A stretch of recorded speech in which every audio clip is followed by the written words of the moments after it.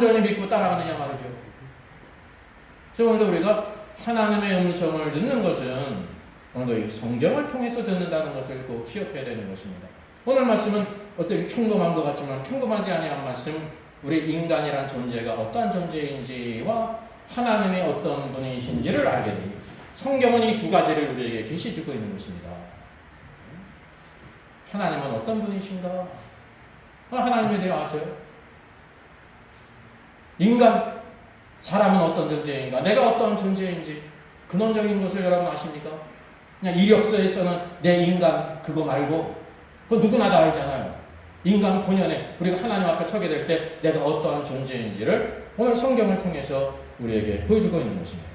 그래서 오늘도 잃은 아들을 찾는 아버지의 비유를 통해서 하나님 아버지께서 오늘도 그분의 잃은 자를 찾으신다는 것입니다. 그래서 이 안에 뭐를 알게 되냐면 탕자의 생각과 하나님의 생각을 알게 되는 것입니다. 오늘의 말씀은 이렇게 시작되어집니다. 어떤 사람에게 두 아들이 있는데, 비유는 이 땅에 있는 어떤 관계를 통해서 우리에게 보여주세요. 그래서 어떤 사람이 누구냐면 두 아들을 가지신 하나님을 비유한 것입니다. 또 우리가 생각할 때 하나님께서 한 아들이 있어야 좋을 것 같은데 두 아들이라고 말씀하세요. 하나님께서 보실 때 두 아들이 있어요. 왜 그러냐면 여기 이제 작은 아들, 둘째 아들이 있지 않습니까? 이게 둘째가 있으니까 누가 있어요? 첫째 아들이 있어요. 맏아들이 후반부에 보게 되면 맏아들이 있습니다. 맏아들로 비유된 먼저 택함을 받은 유대인이 있고, 그리고 먼저 택함을 받지 아니한 이방인이 바로 둘째 아들이라고. 저와 여러분은 어디에 속하냐면 우리가 흔히 이렇게 신앙생활을 하고 있기 때문에 우리가 하나님의 택하심을 받은 유대인이라고 생각해요. 아니, 유대인이 아니에요. 이방인 가운데 택하심을 입은 자가 바로 교회라는 거죠. 그래서 이게 둘째 아들은 이방인들을 가리키는 것입니다. 그 둘째가 아버지에게 말했습니다. 그런데 하나님께서는 이 아버지와 아들의 관계를 통해서 하나님과 사람의 관계를 말씀하세요. 그럼 하나님은 멀리 동떨어진 분이 아니라 우리 아버지라는 거예요. 저와 여러분의 아버지라니까요. 아들과 아버지의 관계는 어떤 관계입니까? 근원적인 관계입니다. 그래서 아버지 날 나오시고 그러지 않습니까? 부모로부터 아들이 자녀가 모든 것을 다 받았단 말이죠. 그래서 성경은 제5계명 내 부모를 존경하라 그랬습니다. 이게 바로 뭐냐면 부모가 돈이 많고 경험이 많고 힘이 있고 그런 것이 아니에요. 근본적인 그 자녀의 근본이 된다는 사실이죠. 즉 인간이 이걸 다 깨닫는 머리끝부터 발끝까지 다 누구한테 물려받았어요? 부모에게 물려받았단 말이죠. 그래서 내 근원이기 때문에 부모를 공경하고 순종하라는 것입니다. 근데 부모는 하늘에서 뚝 떨어진 존재가 아니에요. 부모를 쭉 거슬러 올라가면 누가 보면 예수 그리스도의 계보를 보면 마지막 아담이 있고 아담의 그 위는 하나님이라고 말씀하고 있습니다. 한 사람 아담으로 태어났는데 하나님께서 그 아담을 만드셨다고 하는 사실이죠. 그래서 하나님은 오늘도 우리의 근원자가 되신다라는 것을 성경이 보여주고 있습니다. 그러면 하나님은 그냥 어디 동떨어진 그냥 아주 두렵고 크고 위대하신 분이 아니라 우리의 근원자이시고 아버지가 되신다는 것을 성경에 보여주고 있습니다. 그러니까 아들이 아버지에게서 나온 것처럼 사람이란 존재는 하나님으로부터 나왔다는 것입니다. 많은 사람은 이런 것을 알지 못하기 때문에 그게 자신의 이성 안에서 지혜 안에서 막 흥분을 합니다. 그래서 이제 이 우주 모든 만물이 만들어졌는데 얼마나 오묘하고 놀라운 세계입니까? 근데 근원자를 사람이 알 수가 없어요. 인간이. 그래서 이 모든 것은 우연히 생겼다. 우연히 생겼다. 그게 바로 진화론이에요. 그래서 결국은 원숭이가 진화해가지고 사람이 됐다 이렇게 믿고 있습니다. 네, 이거는 오늘날 서구에서 믿지도 않습니다. 그래서 이제 공평하게 이제 인간의 기원과 이 우주의 기원에 대해서 진화론은 이렇게 말을 하고 성경에서는 유일하게 창조론을 말하고 있다. 여러분 다른 모든 종교에서 인간의 근원과 우주의 근원을 말해요. 불교에서도 좀 말해요, 말하자. 야, 온 세상이 있었다니까요.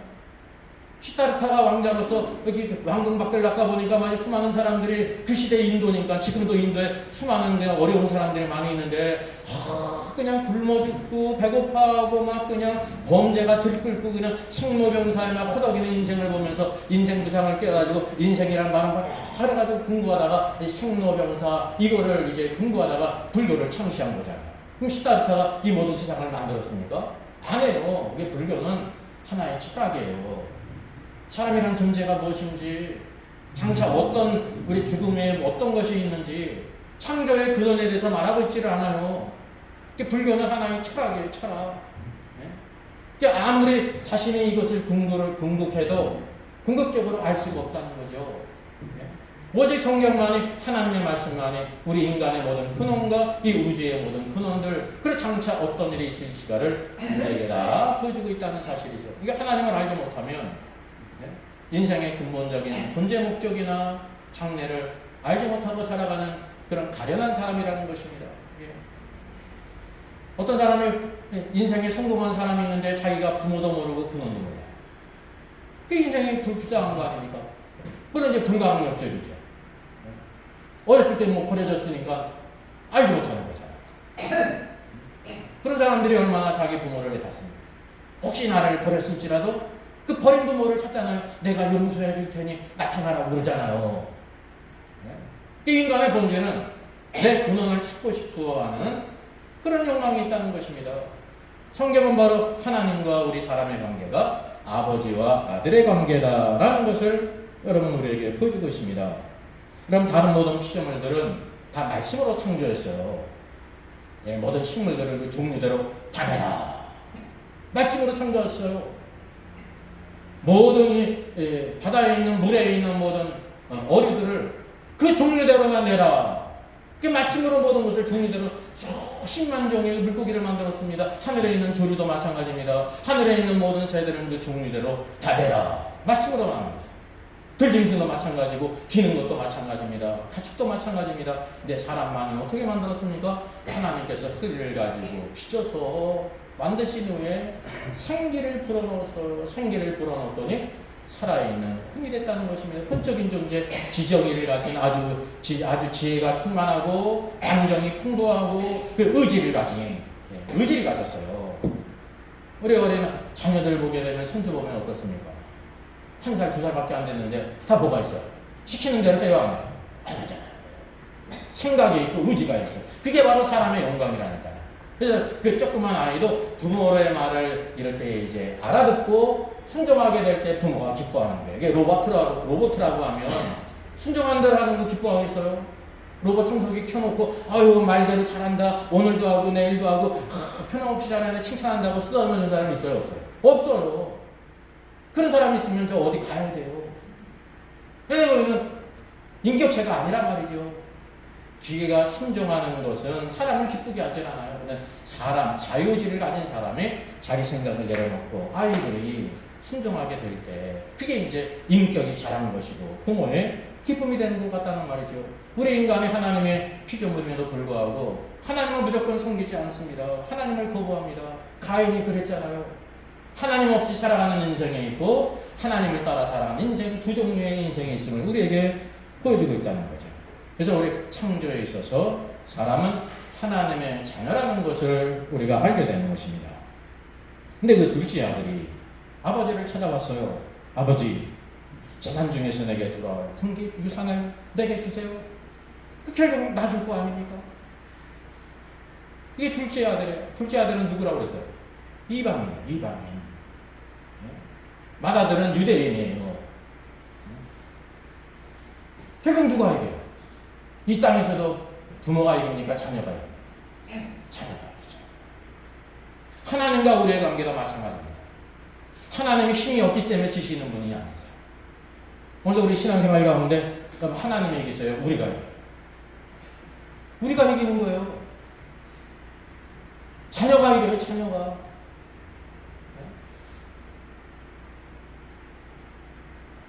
결국은 그 모든 분깃을 갖고 떠났는데 이게 바로 뭐를 비유하냐면 하나님께서 우리에게 주신 그 모든 것들 우리에게 주었는데 여기 보니까 동기실 달라고 했는데 무엇을 갖고 떠났습니까?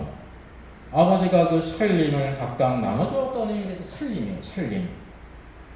이 살림이라고 번역한 헬라어가요. 비오스예요. 비오스는 살림이라도 살림 그런 뜻이 있습니다. 살림. 우리가 살기 위해서 살림이 필요하잖아요. 생활이라는 뜻입니다. 우리가 생활하기 위해서 살림이 필요하잖아요. 생활은 뭐를 위한 거냐면 우리 혼을 위한 것도 아니고 영을 위한 게 아니에요. 몸을 위한 거예요. 몸을 위해서 생활이 필요한 것입니다. 살림이 필요하죠. 그러니까 이게 뭐냐면 물질적인 것이라는 것을 말하고 있습니다. 이 비오스라는 말, 살림이라는 단어가 또 어디에 쓰였냐면요. 누가복음 21장을 이하를 보게 되면 한 가난한 과부가 이제 성전에 가면 우리가 헌금함이 있지 않습니까? 우리 교회들은 이제 헌금함이 있잖아요. 헌금함이 있는데 부자는 이제 하나님 앞에 들어올 때 헌금을 내요. 자기가 원하는 만큼. 헌금은 여러분 힘들고 어려운 게 아닙니다. 자기의 생활 형편 맞게 하나님께 드리는 거예요. 부자는 부자였기 때문에 상대적으로 많은 돈을 넣었습니다. 주님이 그걸 보셨거든요. 그때 가만히 계셨어요. 근데 가난한 과부가 들어오면서 뭐를 내냐면 두랬던 동전 2개. 왜? 동전 2개 들어가니까 뭐가 나요? 딸랑딸랑 소리가 나잖아요. 두랩돈을 넣었어요. 가장 작은 동전이에요. 주님께서 제 아들에게 저 가난한 가문 부자보다 자기의 생활비 전부를 넣었다라고 하면서 칭찬하셨습니다. 요 생활비가 뭐냐면 비오스예요. 비오스. 가난한 가문이나 부자나 뭐가 필요합니까? 몸이 있기 때문에 생활비가 필요하잖아요. 생활비는요 기초 생활비, 이제 쌀을 사든지 뭐 음식을 사든지 물을 사든지 이런 기초적인 것을 가리키고 있거든요. 이 가난한 가문은 그 생활비 전부를 넣었기 때문에 생활비 전부를 넣었으면 이제 어떻게 되는 겁니까? 먹고 살 것이 없는 거예요. 이게 하루 임금이 한 데나리온이거든요. 오늘날로 따지면 8만 원, 이제 10만 원 되지 않습니까? 하루 8시간 일을 하면 8만 원, 10만 원 벌지 않습니까? 이게 바로 64분의 1이에요. 그래서 오늘날로 환전한다고 하면 약 1,200원에서 1,500원 정도예요. 그러니까 이제 700원 되는 동전 2개를 전부였기 때문에 넣은 것입니다. 그 왜 넣는지 아십니까? 하나님께 올 때는 반드시 뭐가 있냐면 하나님께서 정하신 것이 없어요. 많든지 적든지 하나님께 올 때는 반드시 예물이 있어야 된다는 걸 지금 알았단 말이죠. 하나님께 오면서 예물이 없는 사람은 예배를 안 드린 거거든요. 네? 그러니까 노숙자도 하나님께 예배 드린다고 하면 뭐를 드릴 수가 있습니까? 100원짜리 하나 드릴 수가 있고 500원짜리 하나 드릴 수 있고 그것도 없으면 10원짜리를 드리는 게 그게 이제 하나님을 믿는 사람이에요. 그래서 이 동전 2개를 넣은 것입니다. 근데 그게 뭐였다는 것입니다. 생활비 전부였다는 거죠. 여러분, 저와 여러분이 예수님도 이 땅에 계실 때 뭐가 필요하냐면 몸을 입으셨기 때문에 생활비가 필요한 것입니다. 뭐를 위해서? 비오스, 육신의 생명을 위해서. 예수님이 이 땅에 계실 때 40일 금식 기도하셨지 3년 반 공생애 동안 금식하셨어요? 안 하셨어요? 안 하셨다니까요. 이거 큰일 날 일이요. 네? 십자가에 가시기 전에 그냥 돌아가시는 거예요. 먹을 것이 필요해요. 먹을 것이. 저와 여러분도 마찬가지고. 네? 바로 여기 이 둘째 아들이 살림을 받아서 갔다고 하는 것은 물질적인 모든 것을 다 이렇게 받아갔다는 거죠. 그러니까 둘째 아들의 마음은 다 어디에 있었습니까? 물질적인 것에 있었죠. 물질적인 것. 오늘도 그 사람이 어떤 사람인지를 알기 위해서는 우리가 다 물질적인 것이 필요한데 그것이 쓰임새가 어떤 것인가에 따라 가지고 그 사람에게 인격과 신앙을 우리가 알 수 있다는 것을 보게 되는 것입니다. 그래서 하나님께 받은 모든 물질적인 것만 가지고 모두 다 떠나갔다는 것입니다. 어디로 갔습니까? 먼 나라에 갔다고 말하고 있습니다. 이제 이 먼 나라인데요. 사실 이 성경 원문을 보게 되면 먼 나라라고 번역한 헬라어가 코라라는 뜻인데요. 코라는 어떤 뜻이냐면 땅이라는 뜻도 있고 지방이라는 뜻도 있고 들판이라는 뜻도 있습니다. 그러니까 어떤 지방에 들에 갔다는 것입니다. 들. 예? 이게 하나님과 이제 멀리 떨어져 있는 곳을 상징하기 때문에 이제 먼 나라라 이렇게 한 것입니다. 하나님으로부터 먼 곳에 갔다는 거죠. 그럴 수밖에 없죠. 이 둘째 아들이 아버지가 자기에게 돌아올 유산을 다 주었다고 하면 그거 가지고 어디에서 살 수도 있어요. 아버지 집에서 살 수도 있는데 어떻게 했습니까? 아버지 집을 굳이 떠나서 다른 지방으로 갔다니까 이게 마음이 어디에 있었던 거야? 아버지를 떠나고 싶은 마음이 있었다는 것을 여기에 보여주고 있습니다. 여러분, 우리 인간의 그 타락한 심령 가운데는 뭐가 있냐면 저나 여러분이나 세상 모든 사람이나 하나님을 멀리 떠나서 살고 싶은 그런 욕망이 있어요. 왜? 하나님하고 살면 귀찮아요. 하나님과 같이 산다는 것은 뭐냐면 하나님 말씀 잔소리를 듣고 살면 인생이 행복하지 않아요. 마치 무엇과 같으냐면요, 애들이 빨리 집을 떠나고 싶은 그런 마음을 가진 자녀들이 있습니다. 제가 이제 신대원 졸업하고 이제 강도사 시절에 제가 서울에서 사역을 했는데요. 오다가 이제 끝나고 이렇게 돌아오는데 거기 골목을 지나서 오는데 6학년짜리 아이, 여자아이 둘이 이야기하는 걸 들었어요. 제가 귀가 뚫렸으니까 나는 빨리 학교 졸업해가지고 중학교를 먼데 갈 거야 그러더라고요. 왜? 그러니까 그래야 집을 떠나지 내 마음대로 살지 그러는 거야. 애들 마음에 어떤 마음이 있어요? 아빠 엄마하고 살면 귀찮은 거예요. 이래라 저래라. 그게 잔소리죠. 그게 약이 되는 소리인지를 모르잖아요, 아이들이. 그러니까 중학교를 먼데 간다는 거예요. 그래야 자취를 하든지 하숙을 해가지고 부모 잔소리 안 듣고 살 수 있다는 걸 제가 들었습니다. 그 나이에 그럴 수가 있잖아요. 근데 우리 모든 사람들이 다 그런 마음을 가지고 있다는 것입니다. 신앙생활을 해도 뭐냐면 하나님을 가까이 하질 않아요. 마치 북한이 이 러시아와 중국과 등거리 외교를 하듯이 한쪽에 안 붙잖아요. 지금은 붙었지만. 그래 이쪽에도 없고 저쪽에도 없지 않습니까? 오늘 신앙생활에 어떤 생활을 하냐면 하나님을 떠나지도 않아요. 그렇다 가지고 하나님과 가까이 가지를 않아요. 하나님과 세상 사이에 다 가운데 있어요. 제가 이런 것이 생각이 난다니까요. 이게 지금 둘째 아들이 왜 구태여 아버지 집을 떠났습니까? 아버지와 함께 있는 그 축복을 모르기 때문에 떠나고 싶어 하는 거죠. 마치 6학년짜리 여자아이가 부모를 고추장스럽게 무거운 짐으로 생각하는 것처럼 중학교를 먼 곳으로 가가지고 하숙이든지 자취를 하고 싶은 그런 꿈을 꾸는 걸 제가 들었다니까. 성공했는지 안 했는지는 몰라요. 그리고 끝입니다. 바로 우리 인간의 심리를 주님께서 이와 같이 주권적으로 말씀하셨다는 것입니다.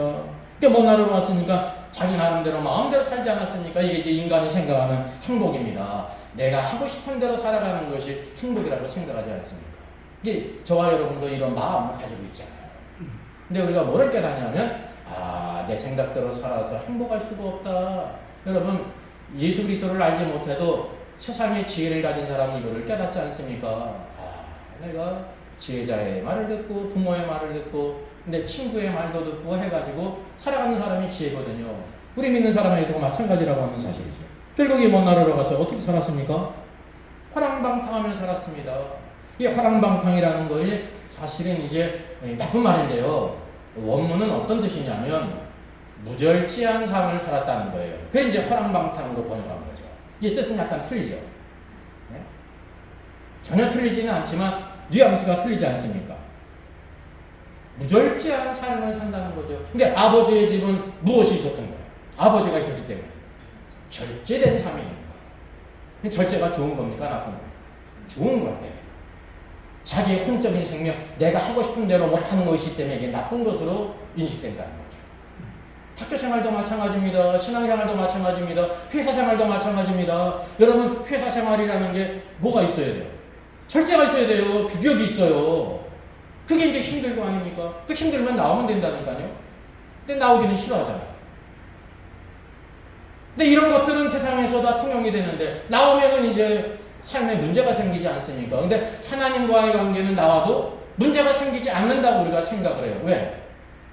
하나님께서 우리에게 월급을 주는 게 아니기 때문에. 회사는 월급을 주거든요.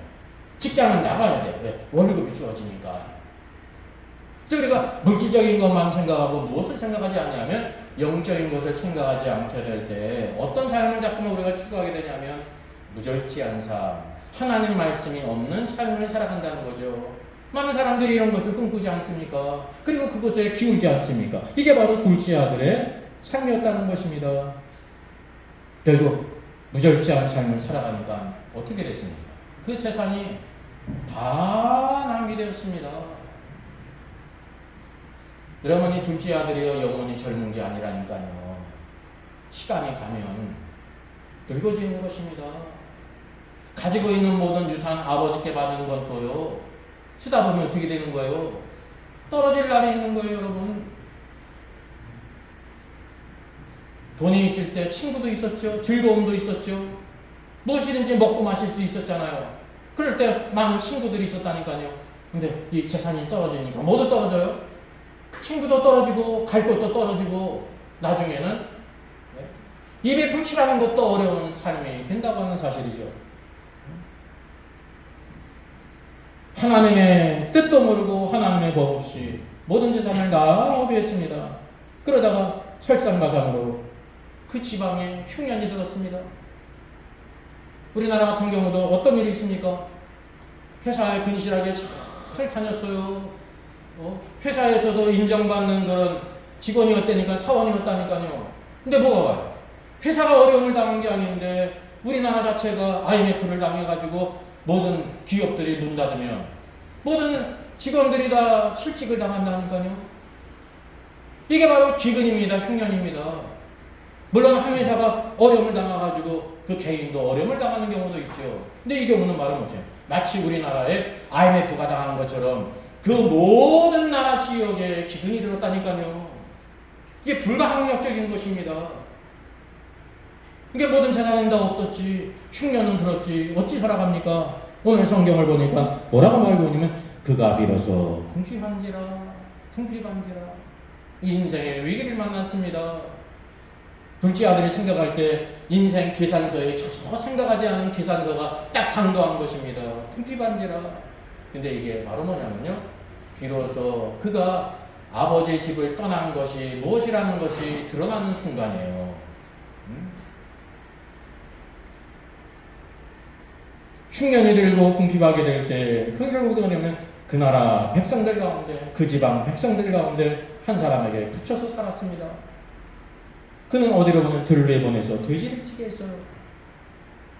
돼지를 치게 했어요. 돼지는 어떠냐면 더러운 동물 아닙니까? 성경에서 이 돼지는 더러운 사업에 관여된 것으로 성경에 보이고 있습니다. 그러니까 유대인들은 돼지를 치질 않아요.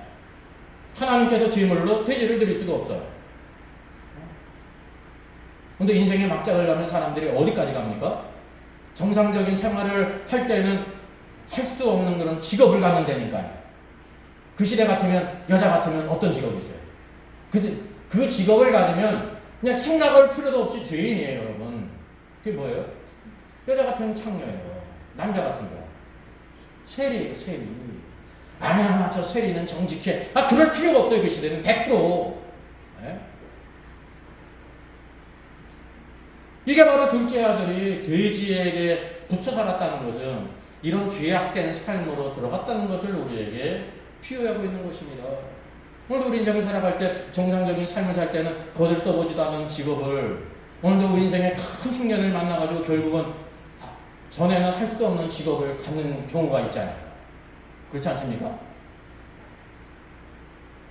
이게 바로 이 둘째 아들이 인생의 밑바닥으로 떨어졌다는 것을 단적으로 보여주고 있는 것입니다.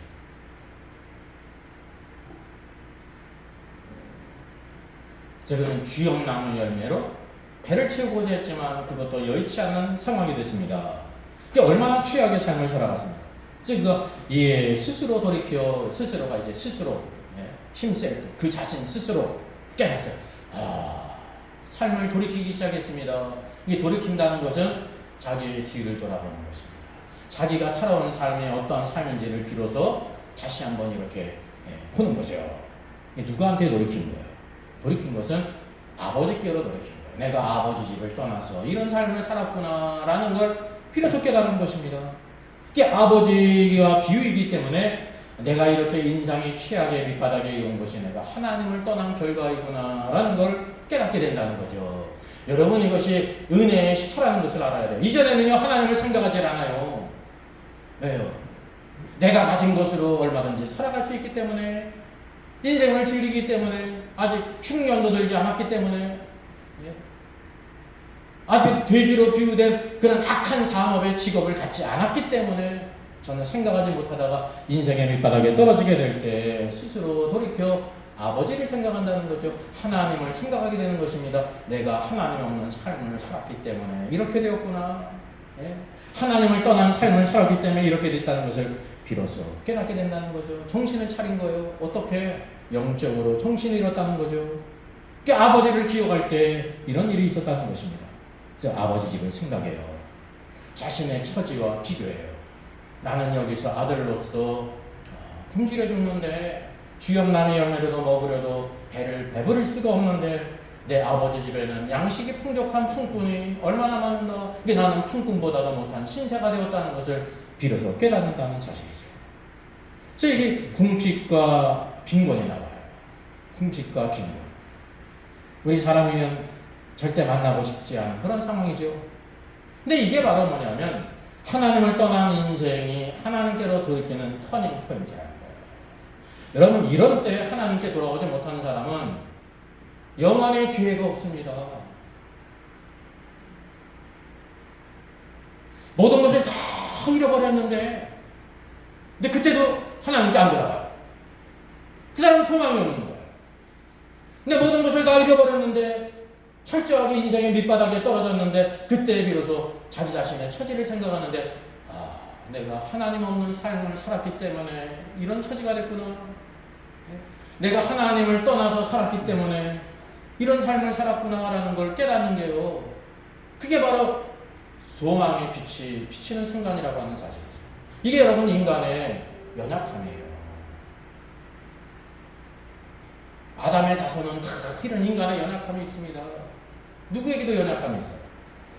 구약시대의 선지자를 대표하는 엘리야가 있는데요. 엘리야가 얼마나 감대했습니까? 850명의 모든 바알의 선지자들과 다 함대하게 누가 하나님인지 불로 응답하는 자는 여호와 하나님이시라.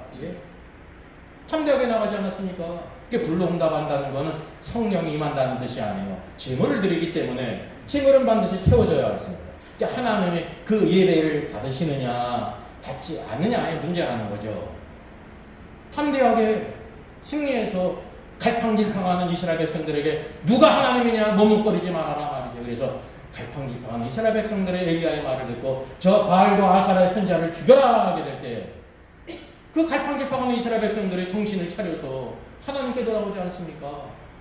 이 대적 같은 선지자 엘리야도요. 이세벨이 사람을 보내서 자기를 죽인다고 하게 될 때 자기 목숨을 위해서 도망가지 않습니까? 사흘을 도망가잖아요. 그러니까 인간의 연약함을 성경은 우리에게 그대로 보여주고 있습니다. 인간의 연약함, 하나님께서 그를 위로하시고 로뎀 나무 밑에서 떡을 주시고 쉬게 하실 뿐만 아니라 그의 사역 가운데 엘리사에게 사역을 주시 않습니까? 아합을 심판하실 것을 말씀하시잖아요. 오늘도 우리는 연약할지라도 하나님을 의지하게 될 때 하나님의 능력과 권세 가운데 쓰임받을 수 있다는 것입니다. 이 둘째 아들은 지금 인생의 최악의 밑바닥에 있었는데 그것이 그에게 은혜였다는 것을 그가 깨달은 거예요. 왜? 아버지를 생각했으니까요. 하나님을 생각하고 돌이켰다는 사실이죠. 오늘 하나님께서는 정말 주권적으로 역사하십니다. 우리나라의 그 비극이 이제 일제 36년 식민지에 있었던 것도 하나님의 비극이고요. 그리고 해방된 게 하나님의 큰 은혜였는데, 그러다가 이제 민족 상전에 6.25 전쟁이 있지 않았습니까? 이제 우리나라가 완전히 초토화됐습니다.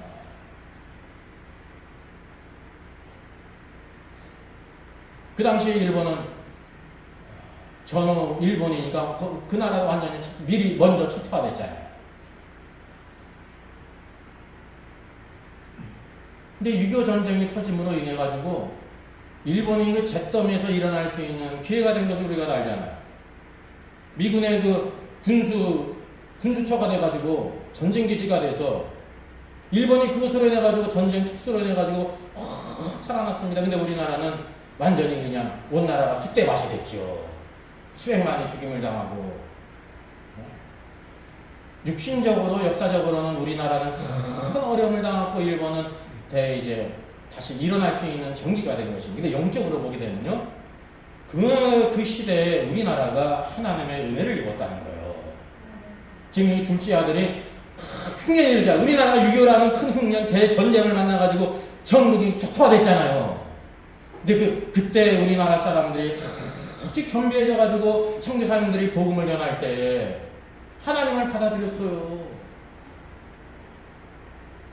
일제 36년 때에도 복음을 받아들여가지고 그 당시 그리스도인들이 몇 명이나 있었다고 합니까? 약 20만 명. 네? 아주 적은 수죠. 그들이 바로 독립운동하는데 이 나라를 일으킨 주역이 됐다는 사실입니다. 네? 3.1운동의 대표 가운데 절반 이상이 17명이 네? 기독교인이라는 것을 너무나 잘 알고 있지 않습니까?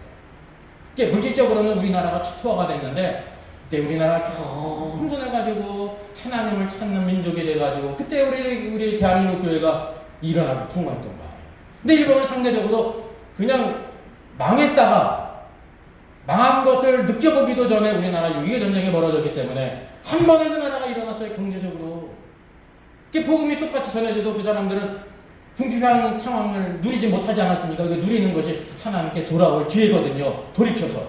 그 기회가 없었기 때문에 오늘도 하나님 없는 민족으로 사실상을 섬기는 그런 나라로 세워졌다고 하는 것입니다. 그게 영적인 관점에서 그렇게 봤다는 거죠. 여러분, 하나님께서 우리에게 하나를 잃어버리게 하실 때 또 다른 것을 우리에게 찾게 하십니다. 그것이 인생의 기회입니다. 이 둘째 아들도 마찬가지예요. 비로소 궁핍하게 될 때 자기 자신을 돌이켰습니다. 아버지 집을 생각했습니다. 내가 하나님 없는 인생, 하나님을 떠난 인생을 살았기 때문에 이렇게 되었구나. 내 아버지 집에는 양식이 풍족한 품꾼이 얼마나 많은가. 자기 자신의 처지를 비로소 바라보게 됐다는 사실이죠. 그것이 바로 하나님의 은혜가 임하는 놀라운 역사라는 것입니다. 그러면 이렇게 스스로 깨달았는데 어떻게 깨달았냐를 우리가 생각할 필요가 있어요. 여기 세 가지 비유가 있었잖아요. 첫째는 1인 양을 찾는 목자의 비유가 있습니다. 예수 그리스도가 십자가에 죽으셨어요. 둘째 비유는 잃은 드라크마를 찾는 한 여인이 있었습니다. 등불을 켜고 찾는데 잃은 드라크마가 유대인의 직구조가 어두운 직구조거든요. 그래서 등불을 반드시 켜야 되는 것입니다. 일반 모든 집은 밑바닥이 대리석으로 되어 있지 않습니다. 화강으로 되어 있습니다. 그리고 많은 먼지가 껴 있습니다. 그 우리의 어두운 심령을 비유한다는 사실이죠. 그러니까 반드시 등불을 켜야 오늘도 우리의 영적인 상태를 깨닫는 것입니다. 여기 바로 뭐가 있냐면 성령의 조명 가운데 스스로 돌이킴이 있었다는 것입니다. 뭐를 생각나게 했어요? 아버지 집을 생각나게 한 거예요. 나는 아버지 집에 등불보다 못한 인생이 되었다. 성경은 바로 이것을 우리에게 암시해주고 있다고 하는 사실이죠. 네? 여러분, 우리가 뭔가 영적인 것을 깨닫게 될 때 내가 생각할 때는 내가 스스로 깨달은 것인데 보이지 않는 성령님께서 우리의 모든 것을 등불을 밝히심으로 인하여 우리가 어둠 가운데 있었고 하나님께로부터 잃어버린 자다, 하나님으로부터 멀리 떠난 자라는 것을 깨닫게 하신다고 하는 사실입니다. 여러분, 우리는 어디에 있냐면 어두운 곳, 먼지가 가득한 집안에 있어요. 어두운 가운데. 그래서 하나님의 말씀이 등불이 되어서 우리 안에 이렇게 비추가 될 때 내가 어떠한 상태인지를 보게 된다고 하는 사실이죠. 여러분, 오늘 하나님의 이런 계시의 말씀이 없으면 우리 인생들의 이런 잃어버린 자라는 것을 전혀 알 수가 없습니다. 내 인생이 잘 나가고 있는데 인생이 잘 나가는 사람이 얼마나 많이 있어요. 게다가 그런 사람들 가운데요, 사람의 성품도 꽤 괜찮은 사람이 있어요. 가진 사람들 가운데 교만한 사람도 있지만 참 좋은 인성을 가졌습니다. 자기 자녀에게는 자기 재산의 100분의 1도 안 주면서 자기 모든 재산을 들여 어려운 사람에서 내놓는 그런 사람들이 있어요. 우리가 생각할 때 그런 사람은 하나님이 없어도 될 거라고 생각하지 않습니까? 아니에요. 너도 잃어버린 자다. 너도 잃어버린 자다. 너 언제 깨닫냐면 결국 죽을 때 깨닫는 것입니다. 내 인생은 어디로 가는지 알지도 못하면서 가는 인생이 되는 거예요.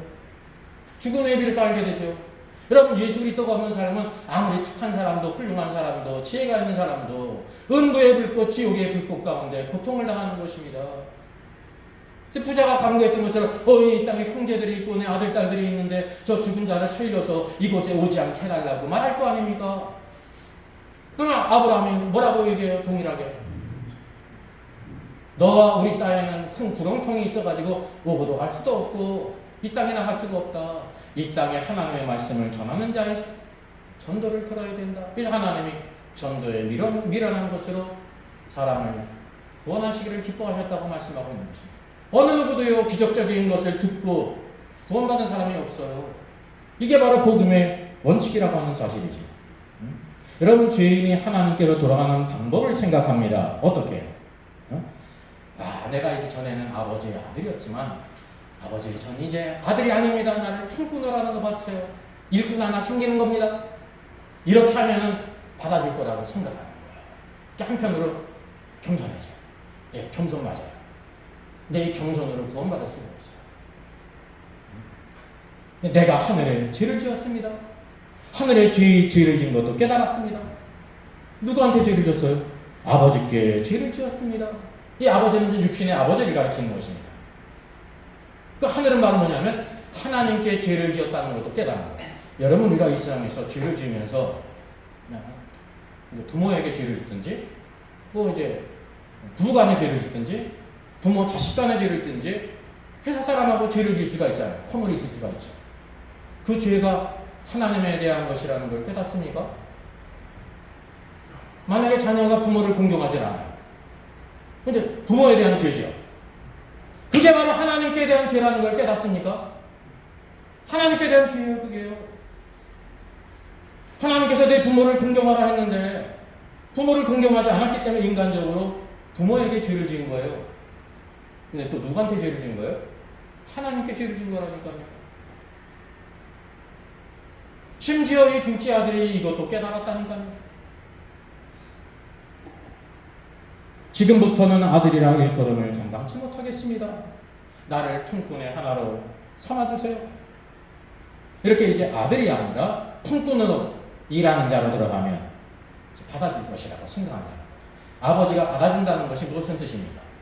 이 구원받을 것으로 생각한다는 거. 이게 바로 죄인의 생각입니다. 둘째 아들은 아버지 마음을 알지를 못했습니다. 오늘도 수많은 죄인들이 이제 비로소 자기의 처지를 깨닫고 내가 하나님께 돌아가야 되는데 이렇게 겸손한 마음으로 가면 내가 이제는 아들이 아니라 난 일꾼으로 들어가겠습니다. 난 종으로 들어가겠습니다. 그냥 어떻게 해서든지 구원만 받게 해주세요 라고 하면은 하나님께서 기뻐하실 것이라고 생각한단 말이죠. 아니라는 거죠. 내가 하나님의 집에 들어가서 내가 열심히 일할 테니까 나를 이제 받아달라고 하면은 아버지께서 받아줄 거라고 생각한다는 거죠. 그것이 아니라는 겁니다. 하나님의 마음은 회개하는 죄인이 하나님을 위해 일하는 것이 아니라 하나님의 아들이 되게 하는 거예요. 이게 바로 하나님의 뜻이라는 거죠. 여러분, 아담을 6째 날에 만드셨는데 마지막으로 만들었거든요. 만약에 하나님께서 아담을 만드신 것이 에덴 동산을 잘 가꾸기 위해서 일꾼으로 만들었다고 하면 6째 날 아담이 만든 이후에 첫째 날이 이제 7째 날이잖아요. 7째 날 뭐를 해야 돼요? 일하러 나가야 되는 거잖아요. 동산을 가꾸고 그래야 되는 거잖아요. 근데 7째 날이 무슨 날이에요? 안식이에요. 사람이 창조를 받고 첫 번째 날은 안식이에요. 하나님의 뜻은 너 일하는 게 아니야. 안식해라. 내가 다 모든 것을 다 이루었기 때문에 넌 안식하라. 이게 주일의 의미예요. 오늘 주일은 안식일의 주인이신 그리스도 안에서 이게 매주 첫날입니다. 우리는 일함으로 시작되는 게 아닙니다. 오늘도 그리스도 예수 안에서 예배하고 안식을 누림으로 인해가지고 그리고 첫째 날이 월요일 그때가 일하면 첫째 날부터 6째 날까지 너희가 열심히 일을 해라. 그 열심히 일해야 여러분 먹을 것을 얻잖아요. 자녀를 교육하고 그것만이 아니라 선한 일에 힘쓰기 위해서 우리가 열심히 일을 해야 된다고 성경에 말씀하고 있는 것입니다. 이 주일은요, 내가 결코 하나님을 떠나서 열심히 일하는 인간이 아니라 하나님 안에서 내가 안식을 누리고 하나님께 예배하고 그리고 일하는 사람이 되겠습니다라는 뜻이에요. 세상 사람들은 말은 뭐냐면 하나님은 안식을 누리라고 하는데 하나님은 세상 일정을 모릅니다. 이 삶이 정말 먹고 살기 힘든데 어떻게 하루를 쉬고 엿새만을 일을 합니까? 나는 일주일을 다 일을 해야 살 수 있습니다. 그래야 내 자녀를 교육할 수 있고 먹고 살 수 있습니다. 라는 사람들이 그리스도 바깥에 있는 사람들이라는 거예요. 하나님은 우리에게 복음을 전하세요? 아니다.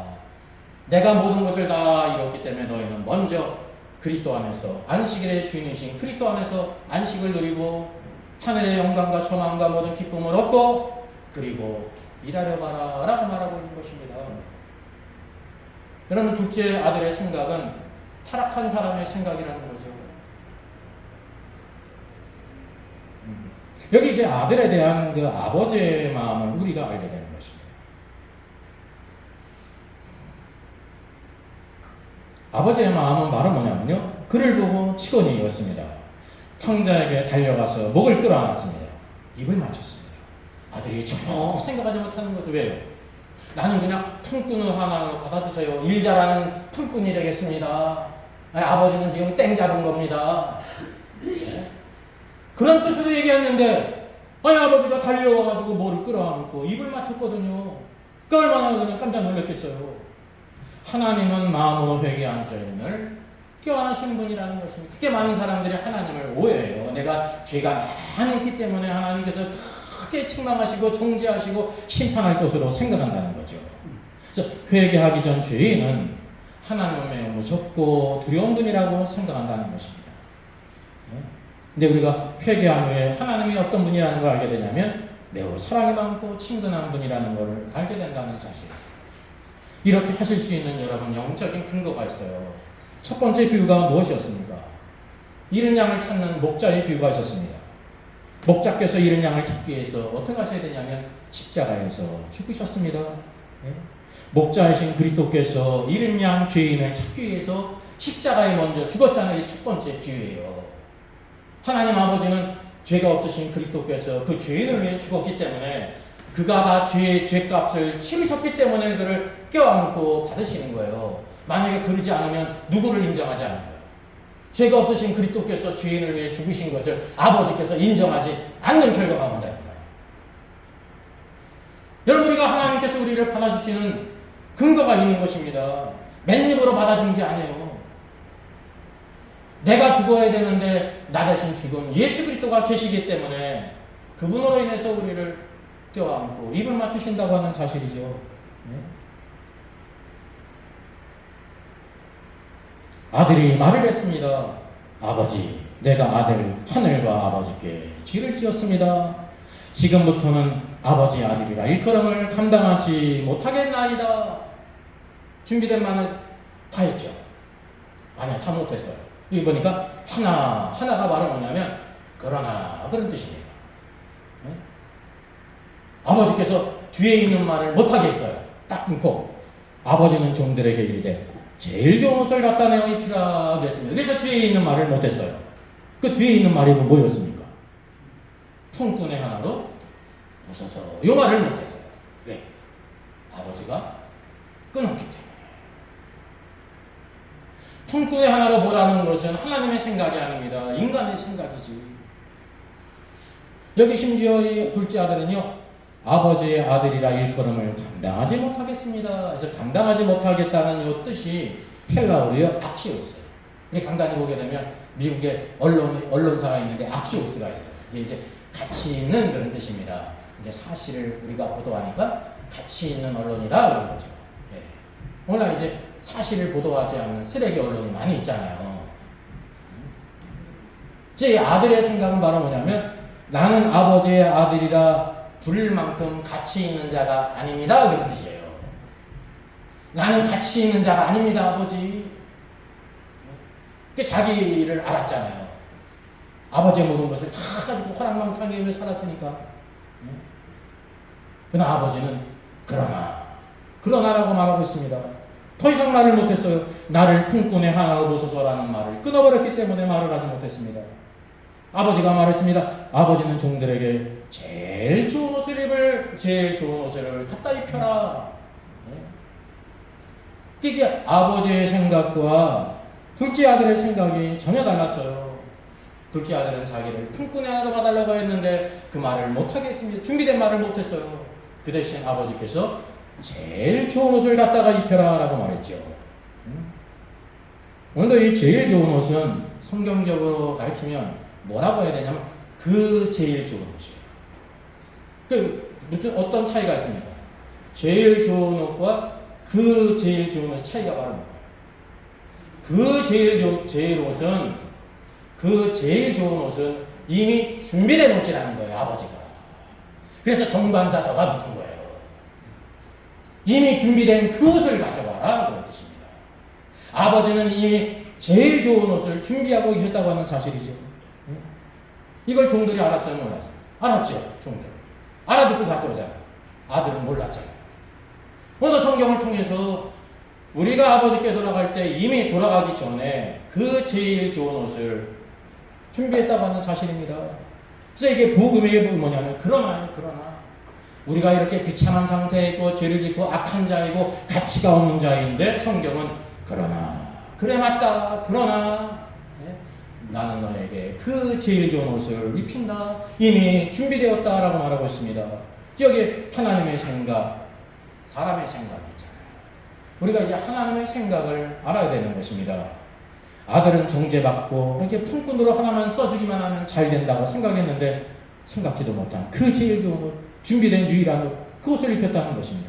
여기 옷이라고 번역됐는데요. 옷이 이제 시톨레예요. 제가 이제 구태여 헬라어를 언급하는 이유가 의미가 틀리기 때문에 하는 것입니다. 시톨레는요, 긴 옷을 가리킵니다. 그래서 긴 옷은 누가 입냐면 왕이 입든지 제사장이 입는 옷이고요. 특별히 누가 입는 옷이냐면 한 집의 상속자가 입는 옷이에요. 상속의 권리를 가진 아들이 입는 옷이에요. 그 법적인 권리를 표시하는 옷이라는 것을 우리가 알아야 되는 것입니다. 이 옷은 그냥 겉옷이 아닙니다. 우리는 생각할 때 거지 옷을 입고 왔기 때문에 거지 옷을 벗고 그냥 새 옷을 입혔나 보다 이렇게 생각할 수가 있죠. 이 겉옷이라는 건 헬라어에서요 히마티온입니다. 웨이트처럼 입는 옷. 그런 옷이 일상적인 옷이 아니에요. 네? 법적인 권리를 가진 옷을 입혀라 라고 말하고 있는 것입니다. 구약에도 사가랴가 제사장이지 않았습니까? 제사장으로 자기의 이제 반차를 따라 제사장으로 섬기잖아요. 제사장으로 섬길 때 어떤 옷을 입습니까? 제사장의 옷을 입습니다. 제사장의 옷을 입어요. 그럼 집에 갈 때 어떤 옷을 입을까요? 제사장들이 집에 가야 되잖아요. 어떤 옷을 입을까요? 제사장 옷을 입을까요? 안 입을까요? 제사장 옷을 입을 수가 없어요. 거룩한 옷은 하나님을 섬길 때만 성전 안에서만 입는 거예요. 밖에 나갈 때는 일상적인 옷을 입는 거예요. 이게 성경적인 가르침이에요. 신약에도 사도이기 때문에 특별한 옷을 입었어요? 이게 제사장 옷을 입었어요? 아니에요. 일상 평상복을 입은 거예요. 그 권위는 옷에서 나오는 게 아닙니다. 구약에는 옷에서 나왔어요. 그게 일치가 됐는데 신약에서는 외적인 것이 아니라 그 전에는 말씀의 능력이 있었던 거죠. 오늘도 카톨릭은 무엇을 권위로 삼습니까? 구약적으로 여전히 사제복을 입지 않습니까? 그래서 구약 종교라는 것입니다. 구약 종교. 그 사제복을 입는다는 것은 어떤 뜻이냐면 예수 그리스도께서 십자가 죽으심으로 믿는 모든 주의 성도가 제사장이라는 걸 이렇게 부인하는 거예요. 너희는 제사장이 아니라 너희는 평신도다. 그래가지고 평신도가 다른 말로 뭐로 표현해요? 평신도가 이 옆으로 나온 게 위로 올라가면 뭐가 되는 거예요? 피읍이 옆으로 삐져나온 게 위로 올라가면 뭐가 되는 거예요? 병이 되는 거죠. 병신도. 그래서 그렇게 이제 패러디하는 평신도는 병신도다. 왜?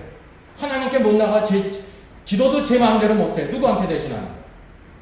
신부님한테 대신 죄를 구하지 않습니까? 신부님이 또 하나님께 아무개가 죄를 졌다고 하는데 용서해 주세요 하나님. 그 대신 기도해 주잖아요. 그러니까 평신도는 뭐예요? 병신도예요. 병신도. 제사장이 아니라는 뜻입니다. 사제는 제사장이라는 뜻이란 말이죠. 근데 종교개혁을 통해 가지고 예수 그리스도를 믿는 모든 사람들은 다 제사장입니다. 물론 제사장 노릇하는 사람이 있고 못하는 사람이 있죠. 근데 근본적으로는 제사장이라는 것을 우리에게 보여주고 있단 말이죠.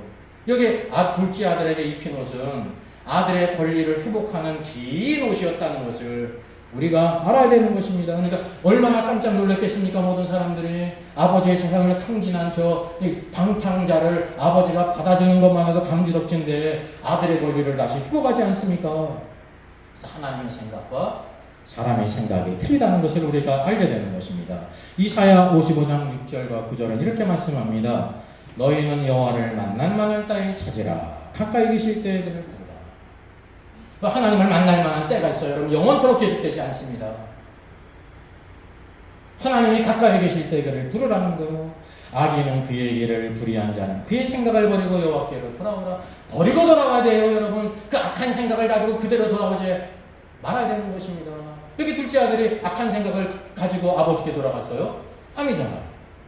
그가 긍휼히 여기시리라. 우리 하나님께로 돌아오라. 그래서 하나님께로 돌아오는 것이 회개입니다. 그가 너그럽게 용서하시리라. 여기 아버지가 둘째 아들을 너그럽게 용서하잖아요. 끌어안고 입을 맞추면서. 그래서 이는 그가 달건 내 생각은, 하나님의 생각은 너희 생각, 사람의 생각과 다르다라고 말하고 있습니다.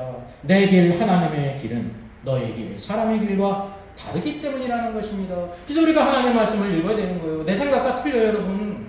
그래서 하나님의 생각을 아는 것이 무엇을 통해냐면 성경을 통해서 아는 것입니다. 이는 하늘이 땅보다 높은 같이, 하늘이 땅보다 높잖아요. 그렇죠? 하늘에 하나님이 계시고 이 땅에 사람이 있는데 내 길은 너희 길보다 높고 내 생각은 너희 생각, 하나님의 사람의 생각보다 높다는 것을 말하고 있습니다. 그래서 우리 사람의 참된 축복은요, 내 생각을 버리고 하나님의 생각을 받아서 그 말씀대로 살아가는 것입니다. 이게 축복이에요. 구원받은 사람, 하나님을 누리는 사람의 축복이 여기 있음을 우리에게 보여주고 있습니다. 죄인이 하나님께 돌아올 때 그 제일 좋은 옷, 그리스도께서 주신 의의 옷을 입히십니다. 예? 그리고 그에게 신을 신겼으면 신발을 신겼어요. 이때까지는 뭐를 안 신고 있었어요. 신발이 없었어요. 맨발로 왔어요. 이게 죄인의 상태예요. 죄인의 상태. 이 땅의 노숙자도 신발을 신잖아요. 근데 영적으로 하면 하나님을 떠난 모든 인생들은 신발을 신지 않은 상태로 살고 있죠. 그래서 뭐 직접 가, 이 타락한 땅과 직접 붙어서 살아간다는 거죠. 더러운 먼지가 끼고 때가 끼고 그리고 걸어갈 때마다 고통이 있죠. 신발이라는 게 단순하지만 중요한 것입니다. 한번 신발 없이 하루를 살아보시면 알게 되는 것입니다. 신발은 사람을 땅으로부터 분별할 뿐만 아니라 내 발을 보호하게 하는 것입니다.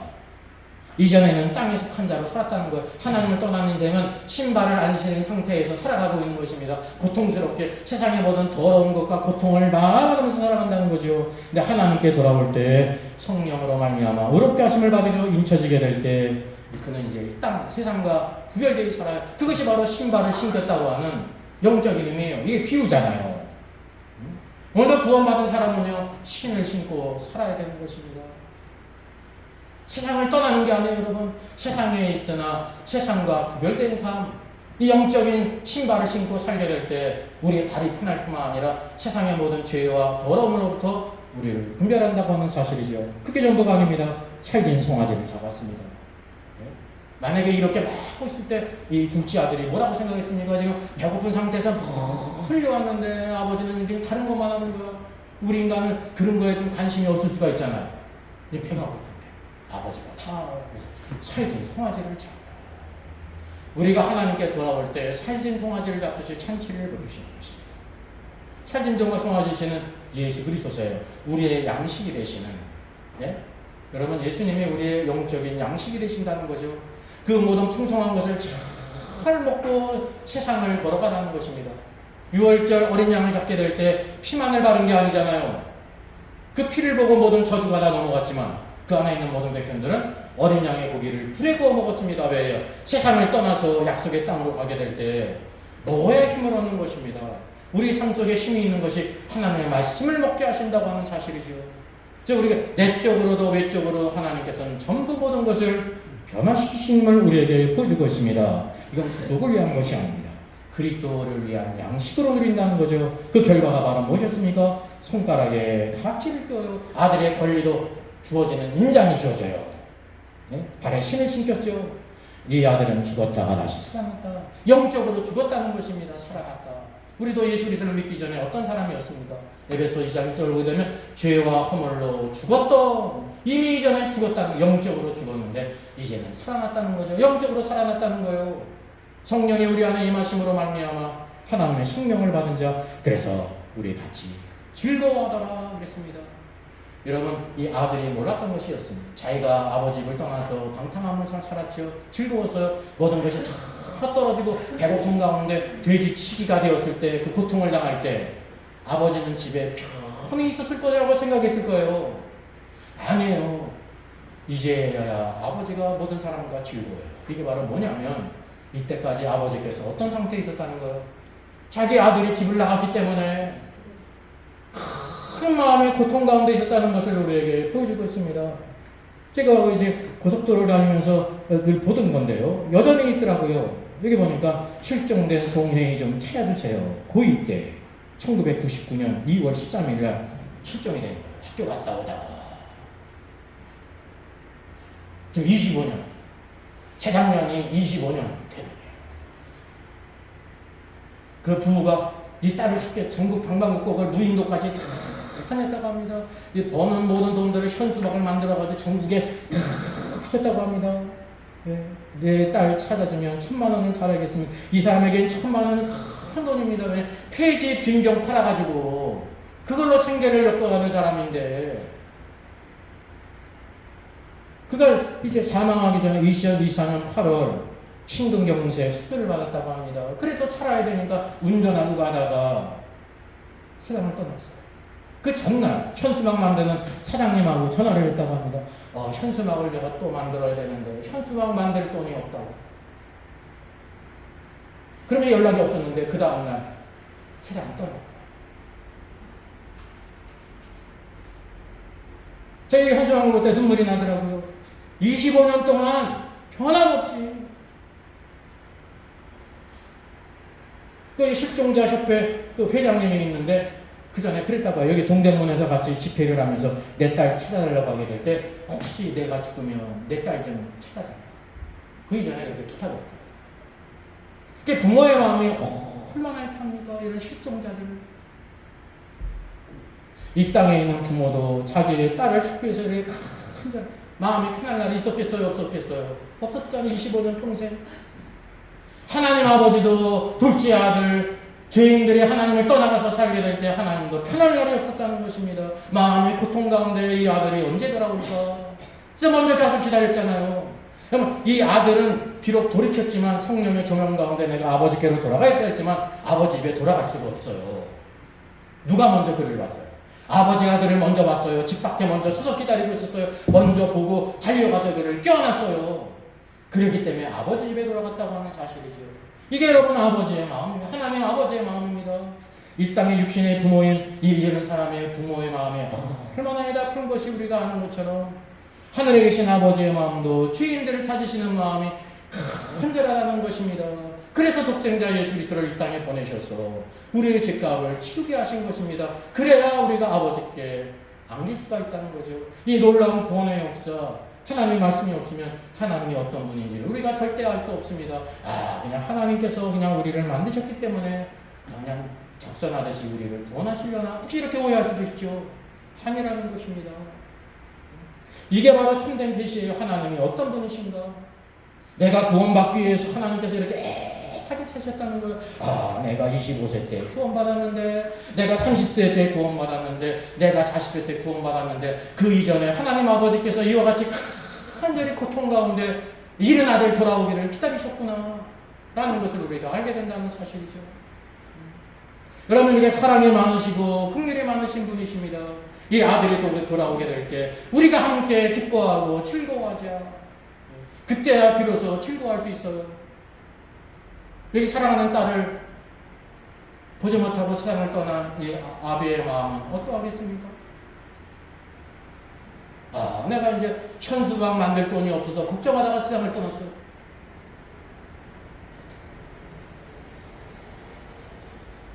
오늘도 이런 아버지와 자녀의 관계를 통해서 하나님과 우리 죄인들의 상태를 우리에게 보여주고 있습니다. 여러분, 저와 여러분이 하나님께서 그렇게 사랑하는 존재라는 거죠. 우리가 하나님이 이렇게 사랑하는 존재라는 것을 알게 될 때 하나님을 오해하지 않고 하나님의 말씀, 하나님 아버지 집에서 그분의 의로운 말씀, 축복된 말씀, 풍성한 삶을 누리며 산다는 것입니다. 오늘도 하나님의 아버지의 마음을 알고 하나님의 생각을 알아서 내 생각을 버리고 하나님의 생각대로 살아가는 저 여러분 되기를 주의 이름으로 축원하겠습니다. 아멘.